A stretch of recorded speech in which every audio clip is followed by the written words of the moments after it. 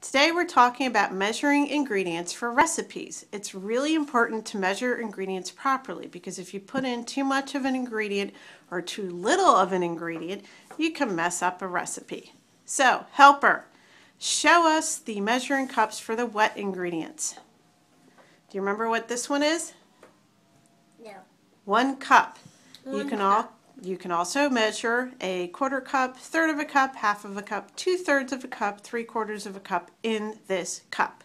You can put hot liquids in this cup. You can put this cup into the microwave if you need to melt butter or chocolate.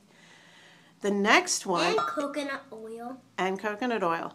The next one is the 2-cup measuring cup, which you use if you have up to 2 cups of a liquid to measure. I use it for measuring 1½ cups of water when I do yogurt.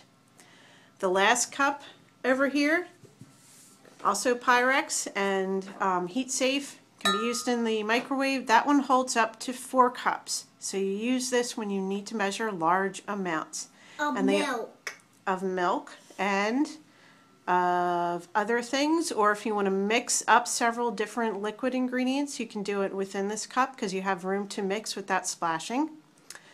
And then we have the dry measuring spoons here, ranging from... What about the medium cup? We did the medium cup. No, I didn't. These dry measuring spoons range from a 1/4 teaspoon all the way up to a 1 tablespoon. Here's the dry measuring cups. We have a 1/4 cup, a 1/3 of a cup, and a 1/2 of a cup. When you're doing a recipe and you decide to double your recipe, it's best to write out what you're doing with the math before you start making the recipe. That way you don't make any mistakes along the way. It's kind of hard to do math sometimes on the fly. Like I had to think about 1/8 plus 1/8. That took me a little bit of time, believe it or not. 1/2 plus 1/2 equals 3. You might think, oh, that's 2, but when you write it out, you can see that it's actually 3. So always take the time to check your recipe for what you need for measuring and whether or not you're going to double the recipe.